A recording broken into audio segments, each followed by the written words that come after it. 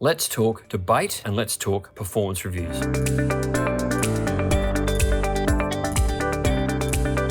As I'm recording this, there is a US presidential election debate going on right now. And can I say, in the world of politics, debate is a very healthy and desirable thing. In fact, it underpins the whole principle of democracy. By debating policies and ideas, the two US presidential candidates can surface these in front of the viewing public, who then get to make an informed decision at the ballot box of which group of policies and ideas they would like to vote for. I can also say in the world of business, debate can be very useful and healthy too. Think about scoping out a project. It's very smart to get your whole team together and get them brainstorming different ideas that might make the project run smoothly. And by nature, you'll probably get some diversity of opinion, and therefore you will get a little bit of debate. And as long as it's healthy and professional, it's very desirable. It will lead you to the best outcome. That all being said, there are times when debate is not useful. And as I've already mentioned, the performance review is one of them. I'm going to give you a couple of quick tips on how you can avoid debate when it comes to delivering a performance review for your colleagues. Let me illustrate this by way of a story. Back in the 2010s,